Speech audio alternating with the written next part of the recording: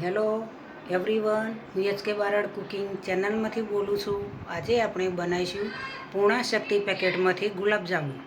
પૂર્ણા શક્તિ પેકેટથી ગુલાબજાંબુ બનાવવાના છે। ઘઉંનો લોટ, ચણાનો લોટ, સોયાબીનનો લોટ, ચોખાનો લોટ, 4 થી 5 પ્રકારના લોટ આમાં આવતા હોય છે, તે મિક્સ કરેલા હોય છે। હવે તેના ગુલાબજાંબુ બનાવીશું। લોટ લીધેલો છે, સોજી પણ સાઈડમાં લીધેલી છે, 1 કપ ખોડ, 1 કપ દૂધ। પહેલાં સોજી શેકી દઈશું।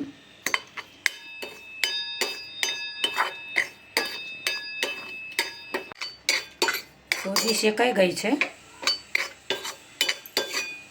હવે તેમાં પૂર્ણા શક્તિ લોટ નાખીશું, બંને મિક્સ કરી દઈશું।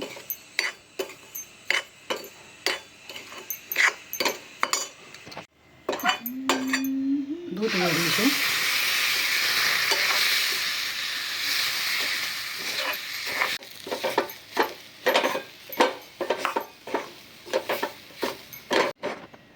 શેકાઈ ગયો છે, બંને લોટ મિક્સ, સોજી અને પૂર્ણા શક્તિ લોટ મિક્સ કરી દીધા છે।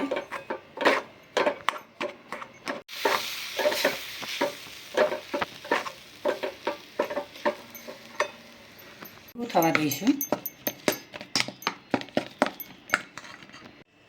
1 ગ્લાસ પાણી લઈશું ચાસણી બનાવવા માટે। 1 કપ ખોડ એડ કરીશું, લીંબુ એડ કરીશું,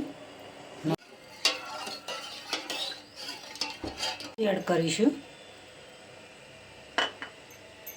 હવે ચાસણી થાય ત્યાં સુધી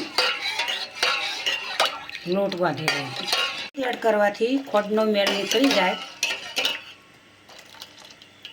તે માટે દૂધ એડ કરવામાં આવે છે। એને આ રીતે ગાળી લીધું ચાસણીને। હવે તેમાં ઇલાયચી પાવડર એડ કરીશું, કેસર એડ કરીશું, લોટ તૈયાર કરી દઈશું।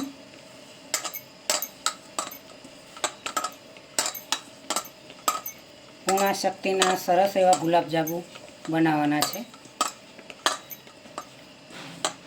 બાળકોને ખૂબ જ સારા એવા ભાવતા હોય છે, પૌષ્ટિક આહાર તરીકે વપરાય છે। પૂર્ણા શક્તિમાંથી બાળકોને તમામ કેલરી, તમામ શક્તિ મળતી હોય છે।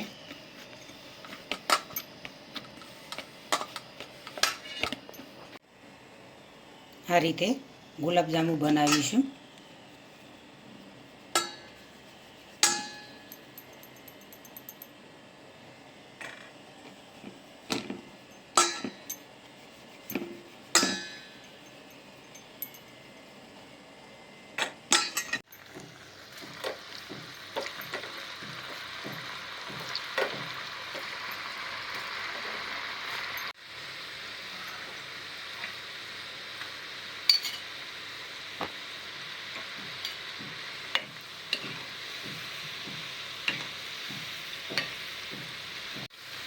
ફેરવતા જઈશું।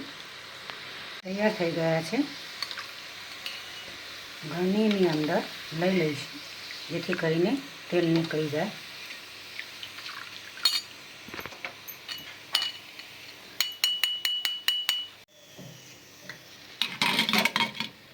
ગુલાબજાંબુ તૈયાર થઈ ગયા છે।